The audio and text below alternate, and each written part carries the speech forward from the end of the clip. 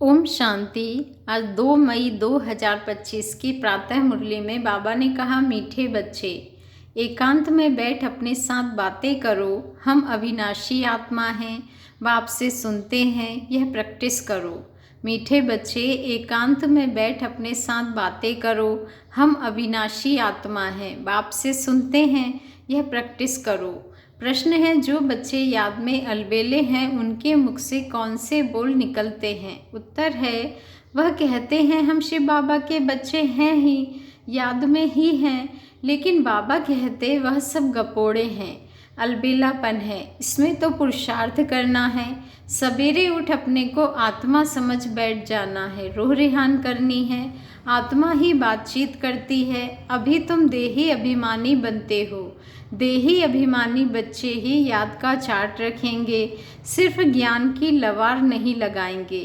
गीत बजा है मुखड़ा देख ले प्राणी। ओम शांति।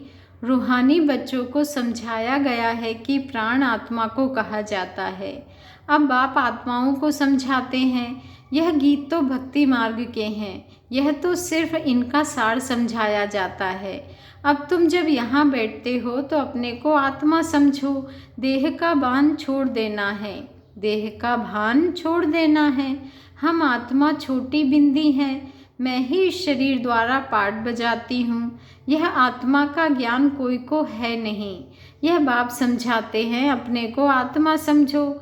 मैं छोटी आत्मा हूँ, आत्मा ही सारा पाठ बजाती है। इस शरीर से तो देह अभिमान निकल जाए, यह है मेहनत। हम आत्मा इस सारे नाटक के एक्टर्स हैं। ऊंचते ऊंच एक्टर है परमपिता परमात्मा। बुद्धि में रहता है वह भी इतनी छोटी बिंदी है। उनकी महिमा कितनी भारी है। ज्ञान का सागर, सुख का सागर है, परंतु है छोटी बिंदी।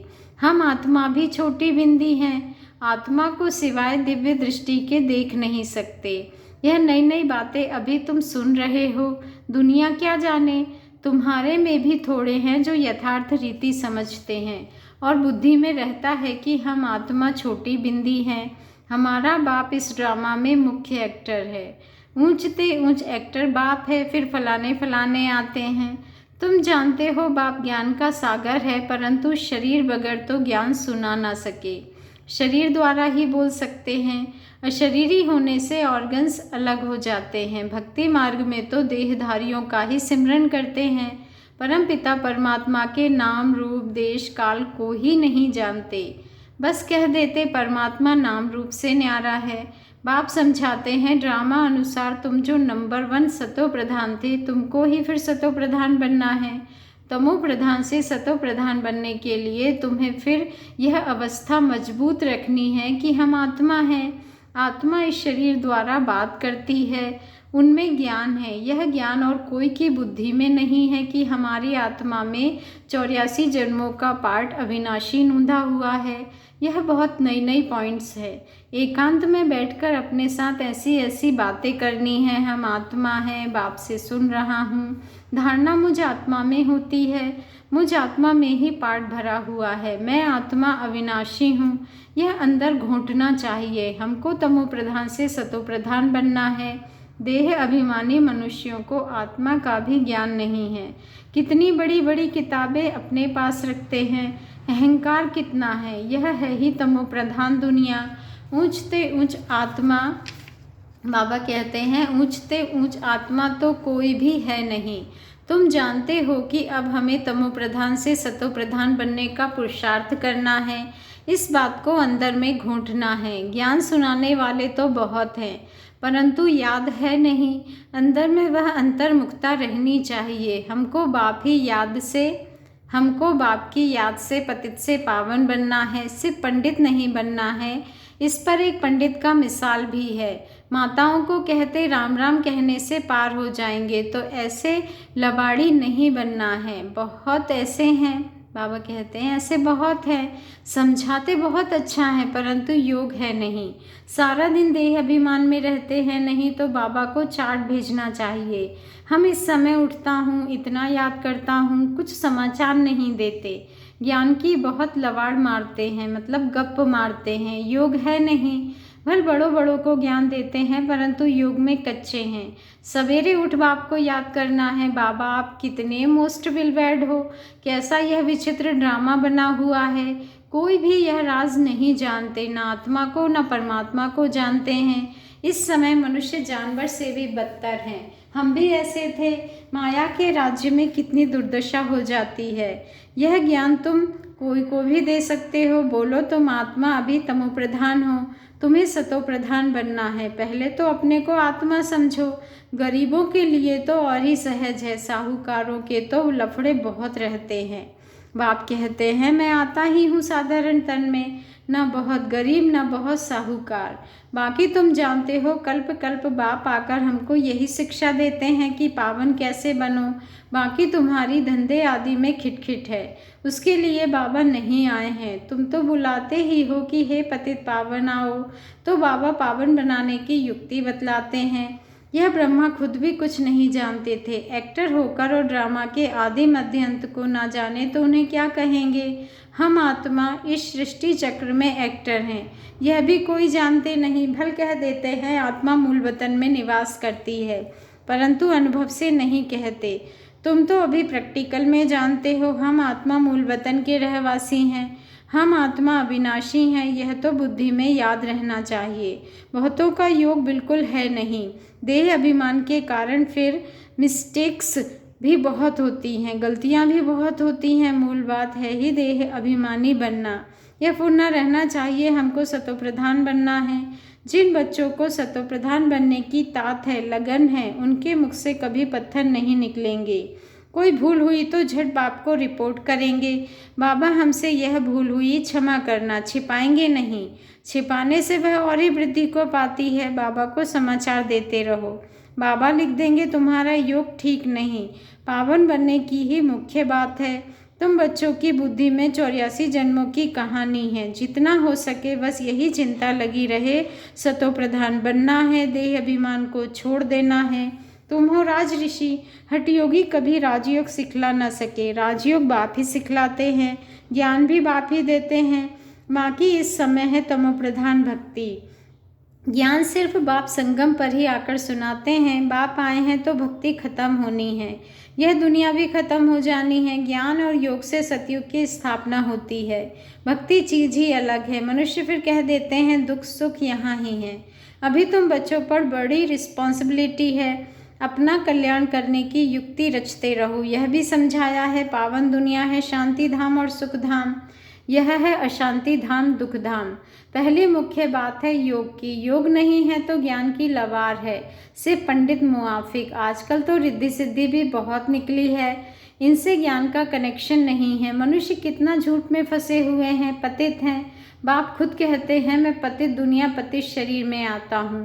पावन तो यहाँ कोई है ही नहीं। अपने को बाबा कहते हैं यह तो अपने को भगवान कहते नहीं, यह तो कहते हैं मैं भी पतित हूँ। पावन होंगे तो फरिश्ता बन जाएंगे, तुम भी पवित्र फरिश्ता बन जाएंगे। तो मूल बात यही है कि हम पावन कैसे बने। याद बहुत ज़रूरी है। जो बच्चे याद में अलबेले हैं वह कहते हैं हम शिव बाबा के बच्चे तो हैं ही, याद में ही हैं। लेकिन बाबा कहते वह सब गपोड़े हैं, अलबेलापन है, इसमें तो पुरुषार्थ करना है। सवेरे उठ अपने को आत्मा समझ बैठ जाना है, रूह रिहान करनी है। आत्मा ही बातचीत करती है ना। अभी तुम देही अभिमानी बनते हो। जो कोई का कल्याण करता है तो उनकी महिमा भी की जाती है ना, वह होती है देह की महिमा। यह तो है निराकार परमपिता परमात्मा की महिमा, इसको भी तुम समझते हो। यह सीढ़ी और कोई की बुद्धि में थोड़े ही होगी। हम 84 जन्म कैसे लेते हैं, नीचे उतरते आते हैं। अब तो पाप का घड़ा भर गया है, वह साफ कैसे हो। इसलिए बाप को बुलाते हैं तुम हो पांडव संप्रदाय। रिलीजो भी पॉलिटिक्स भी हो।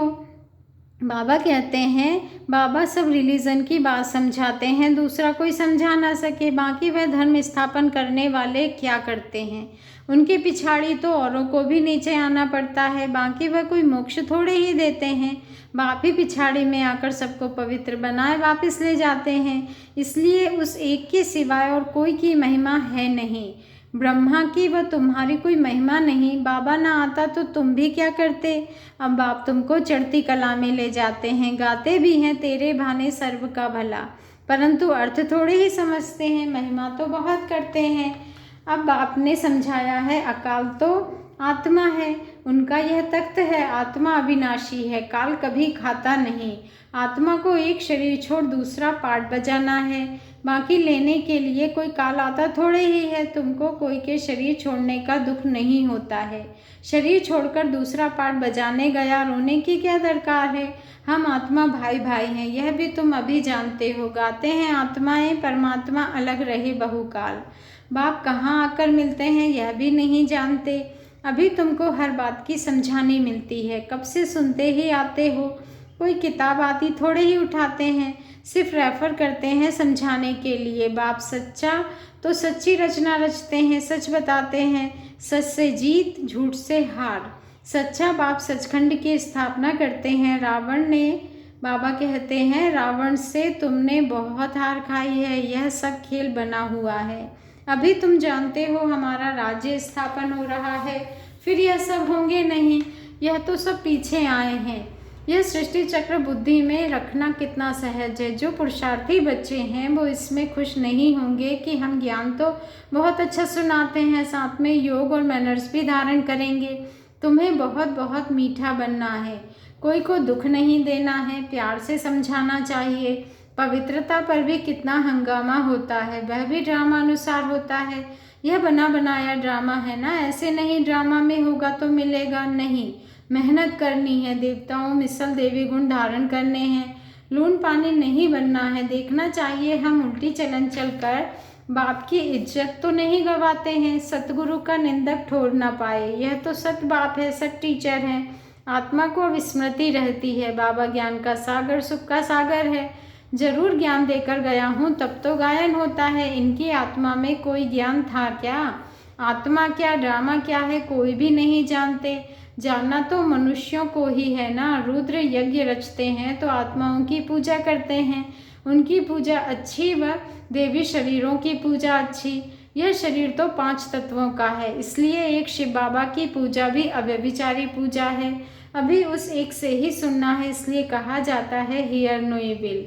ग्लानि की कोई बात ना सुनो, मुझ एक से ही सुनो।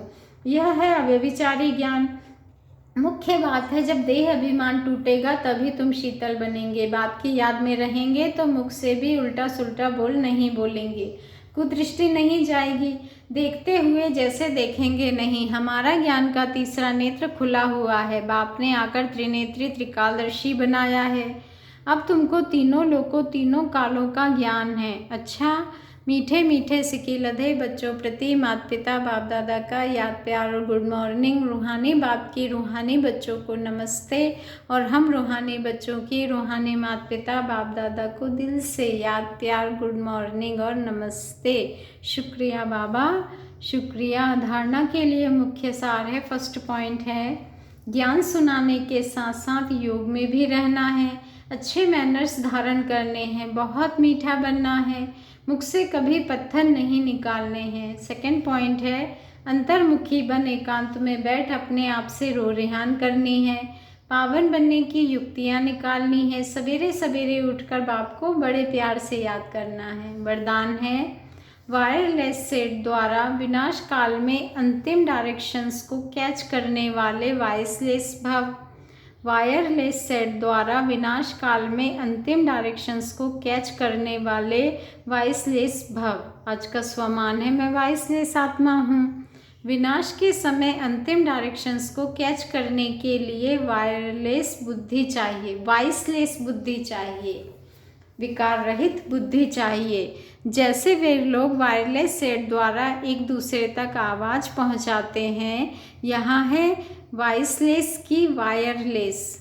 इस वायरलेस द्वारा आपको आवाज़ आएगा कि इस सिर्फ स्थान पर पहुंच जाओ। जो बच्चे बाप की याद में रहने वाले वॉइसलेस हैं, जिन्हें अशरीरी बनने का अभ्यास है, वे विनाश नहीं होंगे, लेकिन स्वेच्छा से शरीर छोड़ेंगे।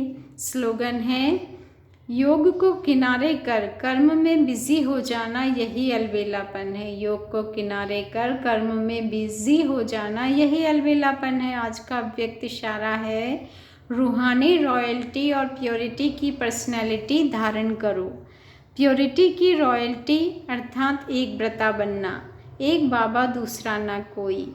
इस ब्राह्मण जीवन में संपूर्ण पावन बनने के लिए एक व्रता का पाठ पक्का कर लो। वृत्ति में शुभ भावना शुभकामना हो। दृष्टि द्वारा हर एक को आत्मिक रूप में व फरिश्ता रूप में देखो। कर्म द्वारा हर आत्मा को सुख दो और सुख लो।